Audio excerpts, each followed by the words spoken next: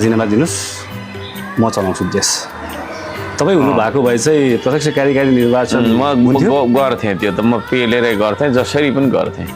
होइन किनभने राजनीति भन्नेको बित्तिकै चाहिँ नयाँ च्याप्टर सुरु गर्ने एउटा तपाईँको चाहिँ नि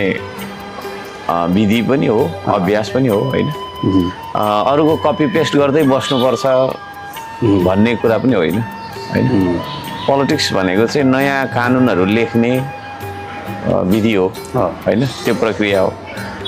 त्यो चाहिँ अहिलेको सरकारले गर्न सक्नुहुन्न भनेर मैले त्यतिखेरै भनेको थिएँ अहिले पनि भन्छु गर्न सक्नुहुन्न उहाँहरूले किन सक्नुहुन्न भन्दाखेरि एक त उहाँहरू स्क्रिप्टेड हुनुहुन्छ होइन उहाँहरूको एउटा म्यानुअल्स छ त्यो म्यानुअल्स भन्दा दायाँ बायाँ गर्नु मिल्दैन जनताले चाहेको म्यान्डेट के छ त जनताले चाहेको एजेन्डा के हो र त्यो उहाँहरूले के म्यान्डेट एक खालको म्यान्डेटै हो नि त त्यो पनि इलेक्सनबाट मात्रै हुन्छ भन्ने छैन विभिन्न तरिकाले हुन्छ त्यो म्यान्डेट जुन दियो त्यो म्यान्डेट अनुसार काम गर्नु सक्नुहुन्न उहाँहरूले तपाईँ 100% स्योर हुनुहुन्छ अझै पनि म चाहिँ सक्थेँ अब त्यसो भन्दा मान्छेले घमण्डी भन्छ के भन्छ त्यो चाहिँ मेरो उदय कसरी भयो र म यहाँ कसरी आइपुगेँ भन्ने कुराहरू अलिक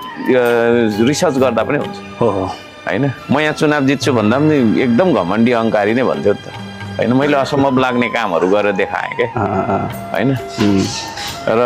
त्योहरू हेर्दाखेरि अब अलिकति पत्याए हुन्थ्यो भन्छु म चाहिँ